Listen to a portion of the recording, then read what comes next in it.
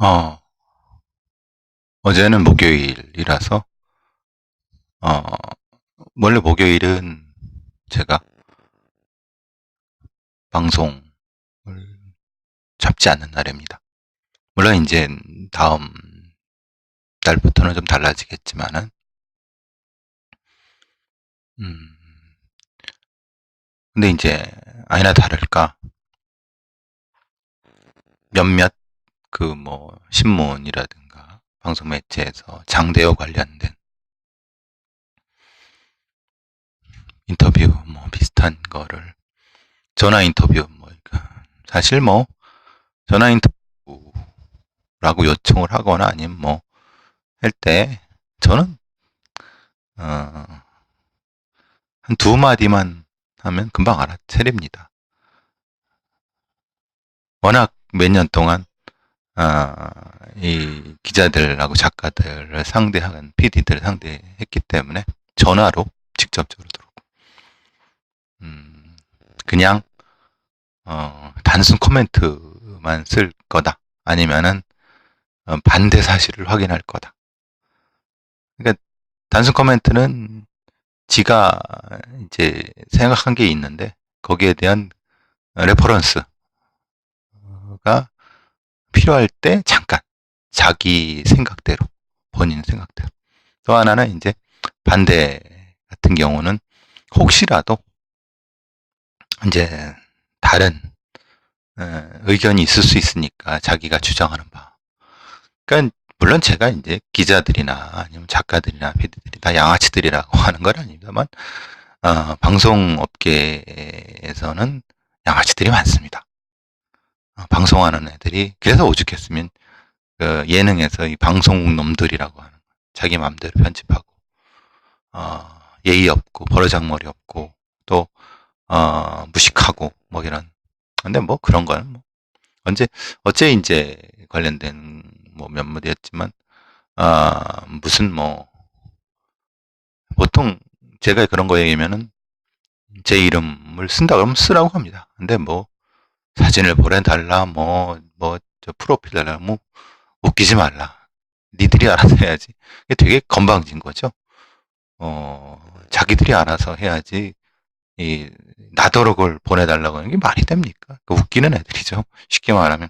어쨌든 그래도 그럼에도 불구하고 제가 그런 애들을 그런 기자들이라든가 아니면은 뭐 작가들, PD들이라든가 이런 애들을 상대하는 이유는 그나마 이 영역에서 그래도 나같이 싫은 소리 그리고 이런 형태의 시스테믹한 분류, CCM 분류라든가 아니면 프로파일러들이 가지는 이런 것들을 지들은 이해를 못한다 하더라도 나중에라도 혹시라도 생각날게끔 근데 세계의 경일기가 많죠. 내 입만 아프지만은 그래도 저 혼자라도 안 하면은 누가 할까? 그냥 그 자칭 범죄 전문가들의 그 내용 없고 때깔 없는 걸 그대로 쓰는 게 어쨌든 사실 반신반의합니다. 내가 이 짓을 해야 되나? 그래도 해야지. 자, 동아일보에 이런 기사가 났어요. 장대와 관련된 부분에서 날 괴롭히면 배로 갚는다. 내성적 장대와 분노범죄. 사실 분노범죄란 말이 제가 제일 싫어하는 말 중에 하나입니다. 세상에 살인을 하는데 청부살인이라든가 아니면은 돈을 노리고 하는 강도살인 빼고 분노하지 않는 범는 살인이 말이 됩니까? 생각해 보세요. 근데 그런 개념이라든가 인식도 없이 그냥 분노범죄라고 하는 거예요. 분노해서 사람을 죽였다는 거예요. 사람 죽이는데 그러면 청부살인이나 아니면은 강도살인 빼고 또 강도살인도 뭐 그럴 수 있죠. 여러 가지 분노가 들어갈 수 있죠. 그래서 사실 지들이 무슨 말을 하는지도 모르고 써대는 겁니다. 어쨌든 그렇다고 쳐도 사실 이 기사 내에, 그리고 이제 어제 뭐 얘기 듣고 저도 뭐 이제 뭐 인터넷 기사라든가 아니면 관련된 내 방송량을 보면서 프로파일러들이 면담한 부분들에 대한 얘기를 들었습니다. 나는 남을 괴롭히지 않는다. 하지만 남이 나를 괴롭히면 배로 갚아준다. 그죠? 그리고 뭐 장대호라는 사람이 뭐 일배 활동을 했다라고 하는 무슨 뭐 확인되지 않은 그런 얘기도 나오는데, 저는 그거는 했던 안 했던 별 상관이 없다고 봅니다. 왜냐하면 생각해보세요. 인터넷에서 그렇게 많이 지식인 활동도 하고 몇 년 동안 그 이상 동안 활동했던 사람이라면 당연히 그 정도 일배에 관련된 게시판에 관심을 갖겠죠. 적극적으로 했나? 아니냐? 적극적으로 했다고 하면 분명히 그 아이디가 남았을 거예요.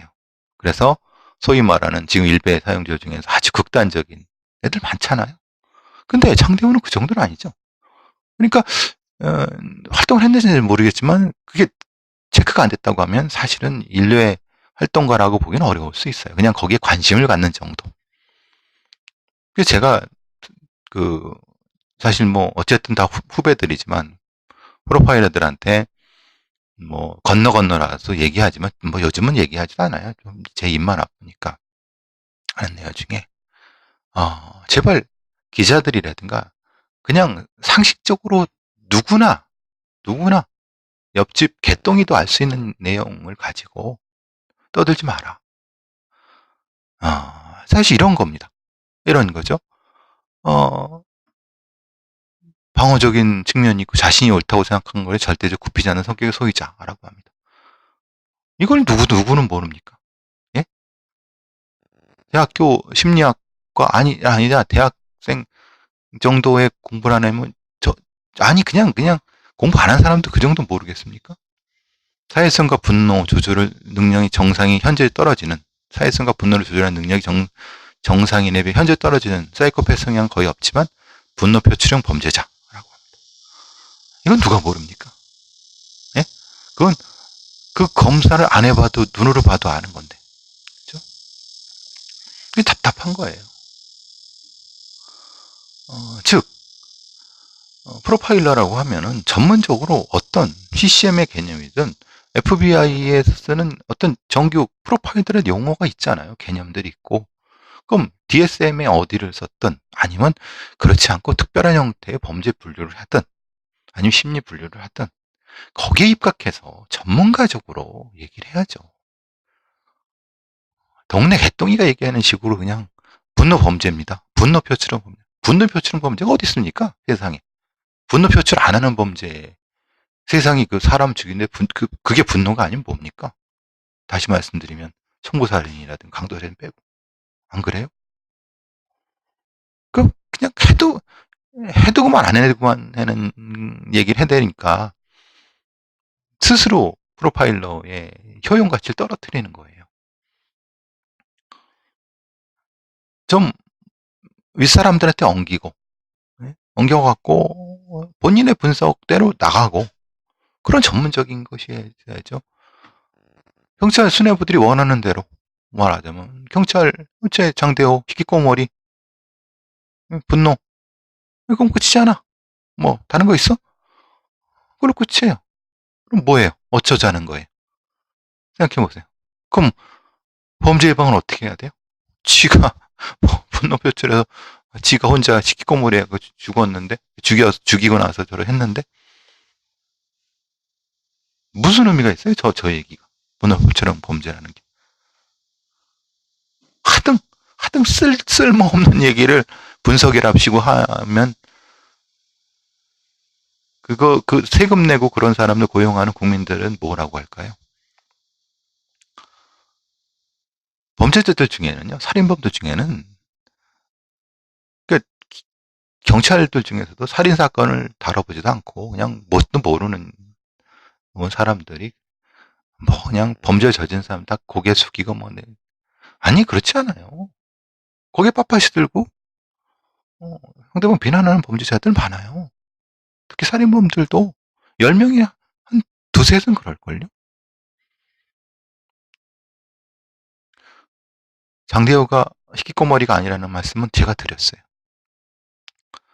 물론 말수가 적고 내성적이에요. 그렇다고 해서 히키코모리가 다 히키코모리 아니에요. 장대호가 일했던 모태사장과 종업원들은 오히려 솔선수범하고 성실하고 술, 담배도 하지 않고 범죄 전력도 없고 정신과 치료도 없어요. 없다고 얘기를 해요.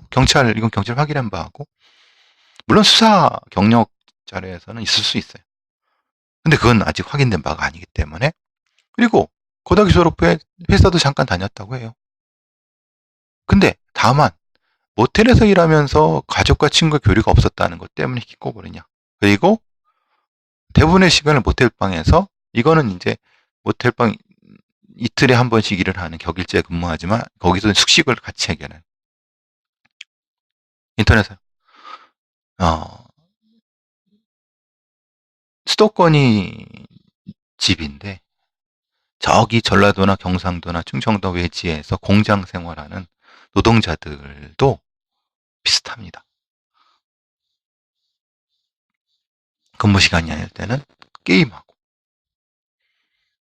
그냥 핸드폰으로 이 카톡도 보내고 그러면서 뭐 채팅도 하고. 근데 그러다가 직장을 잃고 그러면 친구들이랑 가족들과 교류 없습니다. 한국 사회의 지금적인 요 세대가 가진 특징들일 수 있어요. 이거는 히키코모리의 특징이 아니에요. 그럼에도 불구하고 히키코모리라고 떠들어대는 사람들은 참, 저는 좀 이해를 못하겠습니다. 말이나 되는 소리입니까? 그럼 장대호 같은 범죄 유형은 어떨까? 어제도 이제 어, 이 기자나 뭐 작가들 계속 전화해갖고 모른다. 이런 부분에 대한 범죄 유형을 연구해 본 적이 없는데 어떻게 아느냐? 소위 경찰이나 전문가들이나 연구하는 사람이 연구가 또 안 돼 있고 이 데이터를 가지고 직접적으로 면담부터 연구도 하지 않는 풍토인데, 지금 펀딩도 없는데 어떻게 아느냐? 그냥 추정할 뿐이지. 좀 답답한 부분인 거죠. 그러니까 그런 거예요. 저는 이제 제가 주장하는 바는 이겁니다. 경찰이 주장하려고 하고 대다수의 소위 전문가들, 자칭 전문가들이 주장하려고 한 바는 장대호가 매우 특이한 놈, 특이해서 희꺼머리고 분노가 막 똘똘똘 뭉쳐있는 놈이었기 때문에 저렇게 한다라고 주장하는 거고, 저는 그렇다고 생각하지 않은 거예요. 저는 범죄의 개인적인 특성은 말해봤자 의미가 없는 거예요. 걔 하나 잡아 죽이면 끝나는 거고. 그런데 장대호는 우리 사회에 많은 그런 장대호 같은 사람들이 많이 있잖아요. 그 많은 장대호 같은 사람들이 왜 어떤 이유 때문에 저렇게 됐고 왜 또 저렇게 공격을 해서 사람을 죽이는가에 대한 것이 규명될 필요가 있다는 거예요. 두렵죠. 왜? 평소에는 정상치에 언저리에 있다가 갑자기 어떤 이유, 모를 이유 때문에 이런 범죄를 한다고 하면 두렵죠. 근데 그 두려움을 극복하는 것은 눈을 똑바로 뜨고 그 사람들에 대한 연구를 통해서, 분석을 통해서 그걸 극복해내는 방법이에요. 지금처럼 회피해서는 안 되는 거예요. 지금 저 따위 소리들, 소위 분노 표출형 범죄라든가 뭐 개인적인 일탈 이런 거는, 이건 회피예요. 절대 이런 범죄를 회피하면 안 됩니다. 저는 장대호 같은 사람들이 인터넷 여러분 켜보면은 최소한 수백 명은 있을 거라는 거예요. 그 사람이 어떤 경우에는 사기치고, 그 사람이 어떤 경우에는 성범죄 강간하고, 어떤 경우는 링 범죄 저지르고, 어떤 경우는 분노 자기한테 뭐 이렇게 연기를 품고 공격했다고 해서 그걸로 토막내요. 저는 그 차이는 별로 없다는 거예요. 왜? 그 사람이 가지고 있는 이 지연된 분노가 어떤 특정한 계기, 그것이 이제 고의정 사건이든 아니면 특정한 형태의 암시성을 통해서 발휘될 수 있는, 그것은 그 부분인 거지. 실제로는 장대호 같은 사람들이 출연하지 않게끔 대책을 세우는 것이 중요하다는 거예요. 그리고 프로파일러가 할 것은 지금 이 상황에서는 이 사람에 대한 분석은 당연히 왜 사이코패스 성향이 없음에도 불구하고 저런 범죄를 하게 된 이유는 뭐냐? 그분에 대한 분석을 해야죠. 그냥 없었는데 왜 했다? 그냥 그렇다. 그건 말입니까? 막걸리입니까? 사회성과 분노를 조정하는 능력이 전생에 현저히 왜 떨어집니까? 왜 떨어졌는지. 이전에는 정대호가 안 그랬는데. 그 계기가 뭔지. 그걸 찾아야 되는 거죠. 그걸 안 찾고 그냥 그렇습니다라고. 이게 말입니까? 막걸리입니까? 말도 안 되는 거죠. 또 하나. 그래서 그가 한 행동을 정확히 분석하고 그것은 어디서 연유된가 찾아내는 거고. 그래서 연구의 기점을 삼아야 되는 거고. 또 하나는 경찰 수사의 부실. 수색은 왜 그 개판으로 했고 또 왜 경찰을 쫓아가서 저렇게밖에 못했고 그리고 흔히 말하는 이 자체에 대한 각각의 수사 과정 속에서의 그 부실한 부분, 미진한 부분, 아니면 잘못된 부분들의 분석을 통해서 하는 것이 프로파일러들이 할 일이기도 하고 전문가들이 분석해야 될 일이기도 합니다.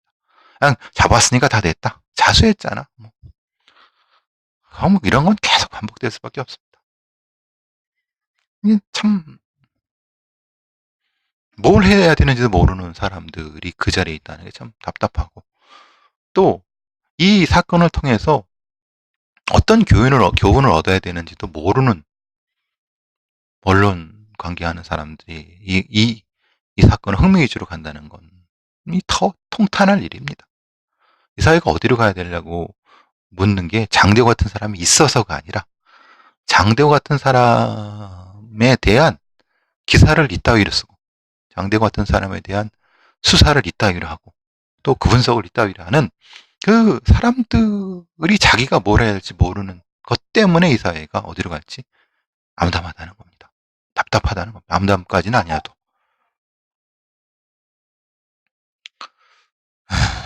어쨌든 다음 사건 넘어가죠. 오산에서 백골 시신 사건이 해결됐습니다. 이게 2달 전 경기도 오산 야산에서 10대 청소년 시신 백골 상태로 발견됐는데 이제 이 사건의 신원이 밝혀지지 않아 갖고 공개 수배가 됐었죠. 결국은 17살 A 군인으로 밝혀졌는데 이 사건을 수사하는 과정에서는 이제 주변에 있는 실종 가출 청소년들의 SNS를 다 뒤져갖고 반지, 현장의 반지와 SNS 사진상의 반지를 일치점 찾아서 신원만 알면 금방 찾아낼 수 있는 거죠.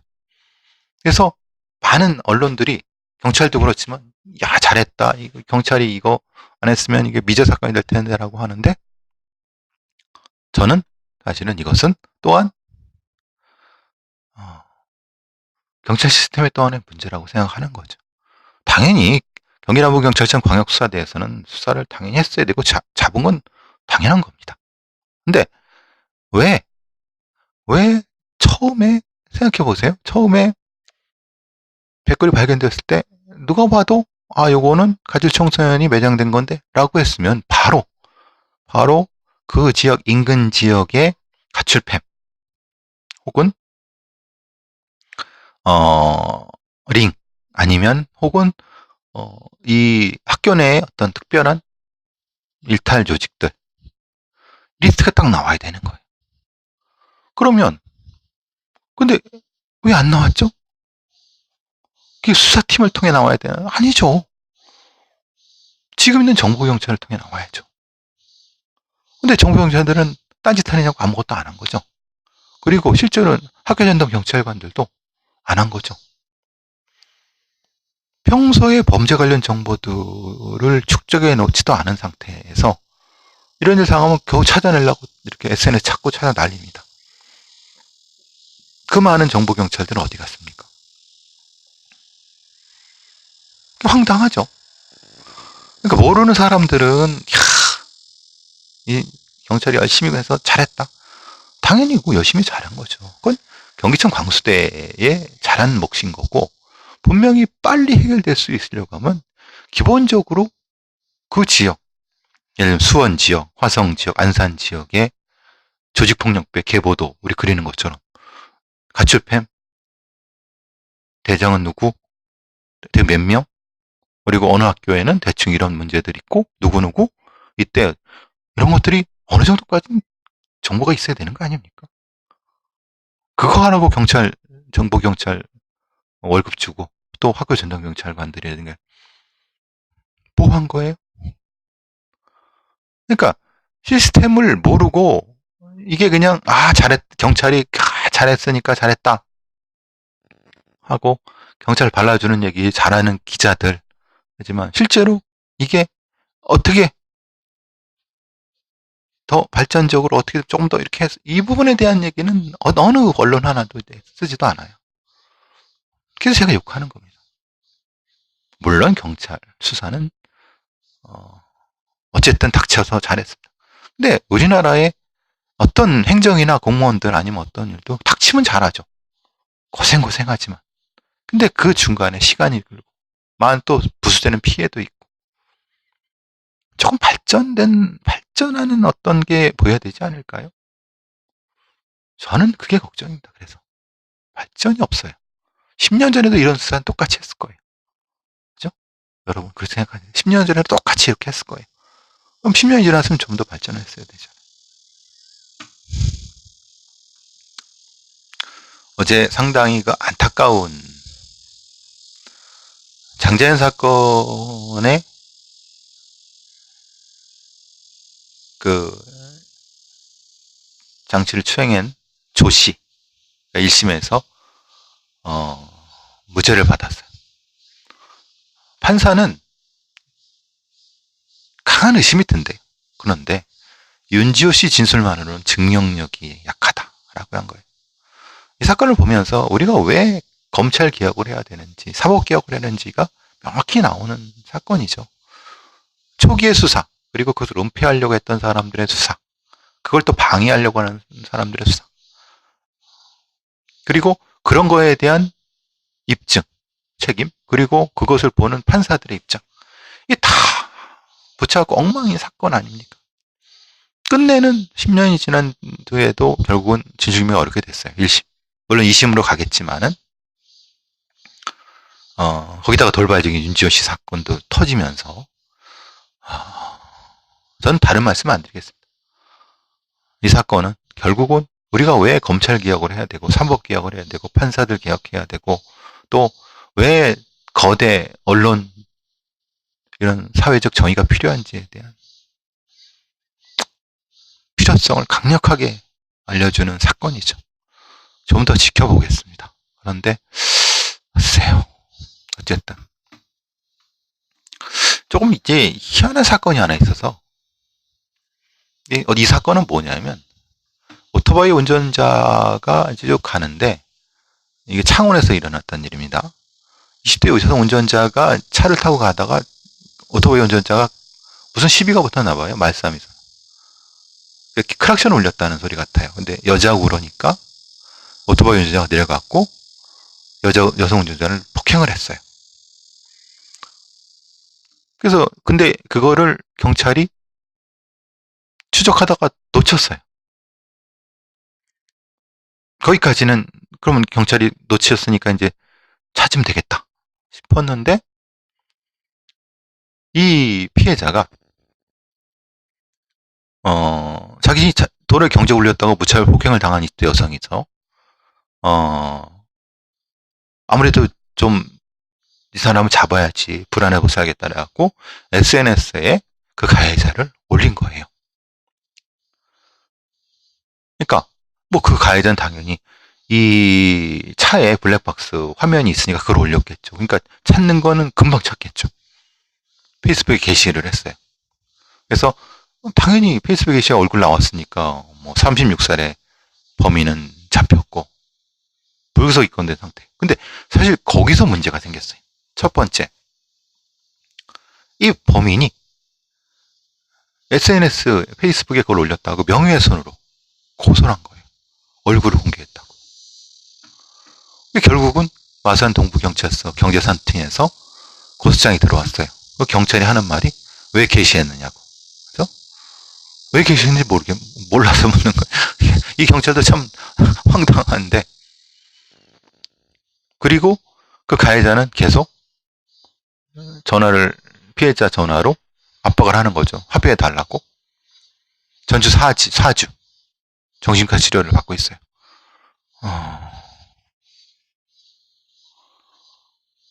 이런 사건은 첫 번째, 경찰이 놓쳤어요. 그럼 열심히 잡아야 되는데, 열심히 잡으려고 하면 당연히 이 여성의 차의 블랙박스 화면을 가져다가 자기들이 공개 수배를 하거나 아니면 거기에만 맞는 형태의 그 번호판 추적을 하거나, 그걸 안 했기 때문에 이 여성이 한 거 아니에요? 근데 그 자체로 우리는 명예훼손이 성립이 되는 거죠. 왜? 경찰이 올렸다고 하면 모르지만 본인이 올렸으니까, 얼굴. 그러니까 이런 방식. 그러니까 폭력 범죄자를 잡고 그것을 해결하기 위해서 자구책을 패는 형태도 법에 걸리면 처벌을 받는다는 거예요. 물론 이것은 이제 법원으로 가갖고 판사가 좀 참정을 해주겠지만은 경찰의 행동이 좀 미심쩍다는 거예요. 왜냐하면 아니 왜 게시했느냐? 아니 왜 게시했는지 몰라요. 당연히 잡으려고 했겠지. 그리고 그 블랙박스 화면을 가져가서 그걸 수사하는 건 교체를 해야 되는데 그걸 안 했으니까. 근데 또 거꾸로 그 명예훼손은 마산 동부에서 했으니까 이렇게 된 거죠. 그럼 자기들이 이 상황을 알았다고 하면 창원에 있는 경찰서와 공조해 갖고 범인을 먼저 잡고 그 다음에 만약에 이 부분에 대해서 이 피해자한테 이런저런 얘기를 해줘야 되는. 근데 그거는 아닌 거예요. 예를 들면 그래서 이것은 제가 늘 말씀드리는 것처럼 폭력범죄를 반의사불법죄로 만들어 버리니까 경찰은 합의해라. 합의하면 없어지니까 기다리는 거죠. 그 기다리는 동안 가해자는 협박도 하고 압박도 하고, 그래서 거기에서 그것을 두려움에 떨고 있는 피해자는 뭘 해도 법에 걸리면 처벌받는. 그러면은 적어도 반의사불법죄 조항은 없애고 적어도 둘 사이의 관계, 일방적으로 폭행을 했냐 안 폭행했냐에 따라서 처벌의 정도, 구속의 정도를 구분을 해야 되는데 그 부분은 없어요. 이런 일이 현실에서는 종종 벌어집니다. 참, 대한민국 놀랍지 않습니까? 누구나 당할 수 있는 일이에요. 여러분도 저도 길 가다가 뭔가 수틀린 어떤 폭력범한테 두리가 맞았어요. 폭행이죠. 조금이라도 대응을 하려고 하면 쌍방폭행이 돼요. 서로 입건이 같이 돼요. 그리고 나서 가해자 쪽에서 어떤 방법을 쓰든 합의해달라고 많이 괴롭히죠. 이거를 어느 기준? 합의를 요구할 때는 변호사를 통해서 한다. 직접 연락하지 않는다. 그리고 경찰은 당연히 연락처 주지 않는다. 그리고 일정 정도 일방적인 폭행일 경우에는 구속이든 아니면 어떤 접근 제한을 한다. 이런 기준들. 그냥 반의사불법죄를 해버리니까 경찰은 손 놓고 합의 안 했어요. 그대로. 그리고 거기에 대한 정당한 어떤 대응의 행동도 처벌받아요. 그것은 참작해 줄 수 있는 여유가 있어야 되는데. 하여튼 이 사건은 조금 더 지켜봐야 될 것 같습니다.